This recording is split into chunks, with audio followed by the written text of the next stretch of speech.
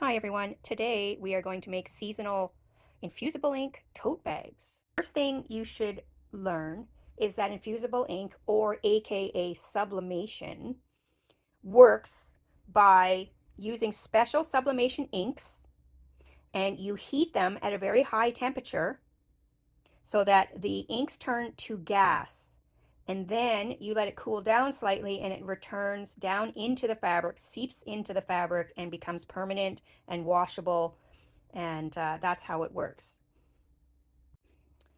So we are doing tote bags today, but if you're going to do this with your students, the first thing you need to do is decide on what kind of sublimation blank you would like to use. The very important thing is that you have to use something that's made of polyester.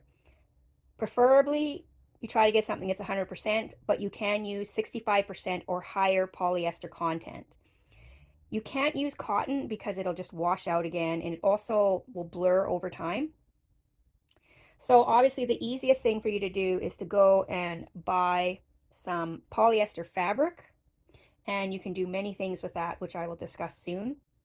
The other option is buying something like tote bags that are made of polyester. They're a big size bag. I've also found these at the dollar store. They're little bags, and they were 65% polyester. And the thing with infusible ink and sublimation is you need the blank to be white or a very light color gray or very light colored material. And the reason for that is because sublimation ink is transparent. So if you put it on a black surface, you're not even going to see the image because it does not have any white ink in it. So if you have an image that has white in it, you're basically relying on the blank for the white. So if you put something on a pink, a light pink, it will work, but all your white areas will end up pink. So like, for example, right here, the white sections here would be pink if your background was pink.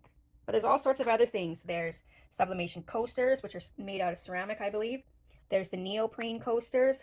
There's patches you can buy for putting on your clothing. There is ornaments for making for your tree. There's keychains. This is just a coating. You just peel this off. There's smaller patches, and these ones are nice because you can put them on like a baseball hat. They just iron on. They got sticky stuff on the back. You can take a frame. You can buy these at the dollar store. And all I wanted was the frame, and I'll show you, you can make Christmas ornaments out of that as well. Another idea is if you buy fabric, you can make flags. So you can cut out your pattern like a flag. You can make something like this to hang on your doorknob, or you can put it sideways with a stick on it to make a flag.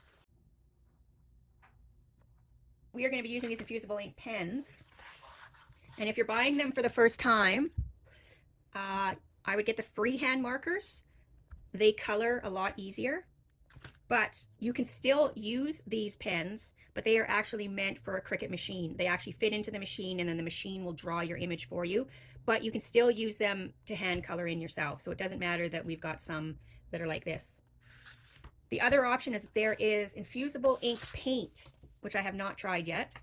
And then there's infusible ink that you can have in a printer. So if you know anybody that has a sublimation printer, you can just ask them to print out an image, which is how I did this one. There's people on Etsy that you can ask to print out images for you as well. But basically it has to be sublimation ink. It cannot be regular printer ink. It will not work.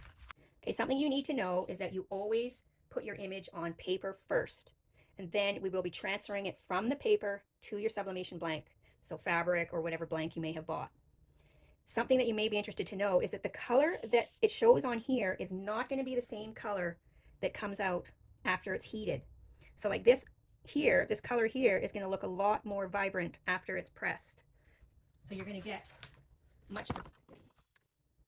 get much brighter colors like this. So like this blue, I don't know which blue this one was that I used, but it may end up being bright like this. If you want to put any writing, it has to be mirrored, because when we press this on, it gets flipped over, and this is the side that goes down. So for today's project, you're going to take an image and you're going to start coloring it in with the infusible ink pens. Now I've done this little sample here. You do have to remember though that you actually would have to take the black and color over the black, because this is not infusible ink. This is just photocopy ink. So this impression will not go on to your item. So if you forget where you've done your black ink, you can turn it over and make sure that you've traced over top all of the black areas, which I think I have. Okay, so let's demonstrate how to press a tote bag. Press them, then you click the thermometer button to up your temperature or down your temperature. We want 385, so you're going to press that to set it. And we wanted 40 seconds, so you click the little timer button and go down to 40. And then you set it, and then you wait for this to warm up.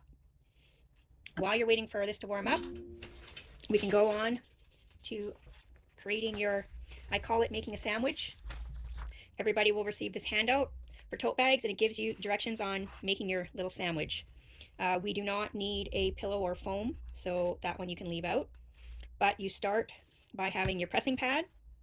Then you need your piece of white cardstock, which we're using as blowout paper. Then we're going to get our tote bag. You will need a lint roller. Before you start, you have to lint roll your item.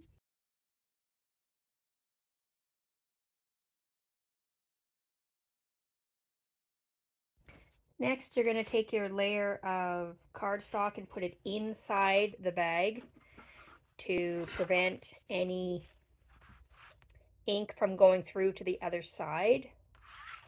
Then now we're going to want to pre-press this for 10 seconds. 1, to get the wrinkles out. 2, to help remove any moisture. You will also need heat resistant tape. This is very important, and it has to be heat resistant. If you don't tape down your image, you will get too much gases escaping and your image will turn out blurry or even ghost-like. You can also take the heating pad and put it inside the bag if you need to stretch out the bag a little bit more, which I do. And I guess you're going to do this first. Measure your image to make sure it's going to fit underneath the heat press, because we have 2 different sizes. So you know which size heat press to use. You have to press it all in one go. You cannot use it like an iron. If you move it around when you're pressing, that is how you get ghosting or shifting of your image. So it has to be big enough to press it all in one go. It's almost at the right temperature, so I'm going to pre-press right now. Now I'm going to make sure my handles are out of the way. Okay, now I'm going to put my image face down. Okay, now I got to get my heat resistant tape. Tape it down on all 4 sides. If you have anything where you can see it's kind of gapped up, I would add more tape because you don't want the air getting in there. Okay, then it says you need another blowout paper, which in this case now is butcher paper. I'm going to put the more papery side down. And then we need the heat source, and we're going to do it for 40 seconds with firm pressure. So we take this, I got to figure out which is the longer way. It's going to go right about there. Once you put it down, you do not want to move this. So put it down, apply pressure, press the button for the countdown. You have to try and put even pressure on this and hope that it's covered your image completely. Okay, so I'm going to lift this straight up, put it back in its holder.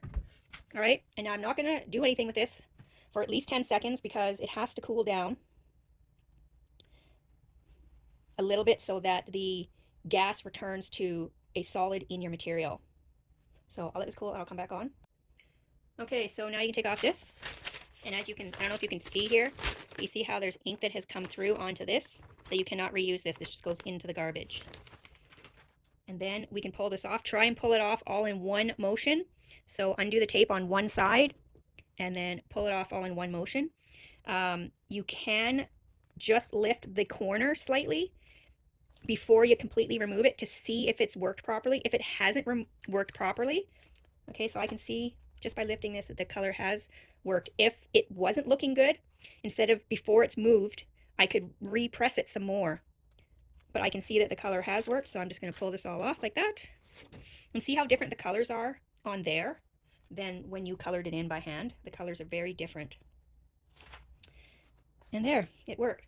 So in my opinion, the easiest project to get a good result is anything that's 100% polyester or the fabric items.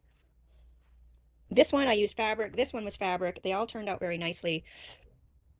But sometimes doing the coasters and the keychains become a little bit difficult and you get more chances of ghosting. So here we have an example of where it did not work well. And this is called ghosting in here. okay? And basically the reason why this did not work is because I tried it on a raised image. See how the back, it has this hole in the middle? So basically when I press this, this is soft. It moves around in here. It's quite wobbly. So it was not a flat enough surface, and it pushed down in here when I pressed, and then I did not get enough pressure in this area, and this is what happened. Colors. You should try to follow this book as much as possible. Another very important step is that you have to press on a flat surface. If your image is slightly raised anywhere, it's not going to get a good contact and you will get a blurry or faded image. So if you're using something, let's say this tote bag, and you get this strap in the way, it's going to affect your results. Even at the very edge here, it's kind of bulky. So you have to make sure that this part is completely over the edge of the mat, and so that this is completely flat. So if you were doing something that had a zipper or a pocket, you would have to make sure that you're pressing the pocket and the zipper outside of the area that you're pressing, or it will not work well. One last tip. After you've pressed your item for the indicated time, let's say it's 40 seconds, do not remove anything for at least 10 seconds because you want to let the gas have time to cool back down. If you remove it too soon, the image may, like if you lift this up, it may somehow shift the image a little bit while the gas is still trying to come back down into your thing, and then you'll get that blurry, ghosty image. So everything has to stay as still as possible until the gas has come back down into your image. I even found these little sequin patches from the dollar store, and if you get the ones that have white, they're white on the one side, you can actually sublimate right on to the side of the sequins, and then you can rotate it back for just the regular, and then you can rotate it back for the picture. So here's an example of one I did. Basically, I have the image was on the white side, and then if I flip it over, the other side was pink on this one. And something that's really popular right now is these wind spinners. I have not tried it yet. So again, the important thing to remember is that what you use has to be treated with some sort of sublimation coating. There's sprays, or you can buy them on Amazon. There's so many on Amazon. They have like little wrist things that you can buy, which are kind of neat as well. And or you just go to the store, buy some 100% polyester, and then you put it right onto here. And then if you want, you can attach it to the back of a frame, or you can use this embroidery hoop to put your image in there. You can buy thicker polyester, which is kind of, I guess it's felt basically, and you can cut it out and make patches with that.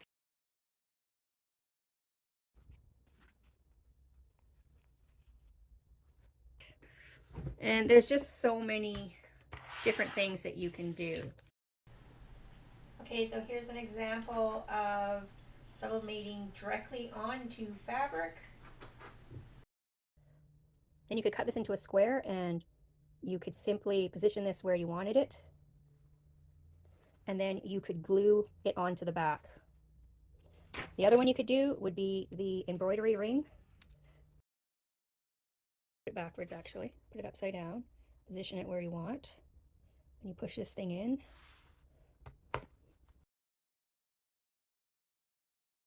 You just trim the fabric all around here. And then to hide this, you could just get some sort of bow. Put the bow on top, and then you have a nice Christmas ornament. Your finished result. And also, if you wanted to, you could even finish off the back side by putting a piece of felt, like cut felt in a circle shape. You just trace it around here and then glue it on the back. And here's a demonstration of doing it directly on a piece of polyester, thicker like felt. Turns out really nicely. You can cut it out and sew it on something. I think I forgot to mention how important it is to have that top layer of butcher paper so you do not get ink on top of the heat press.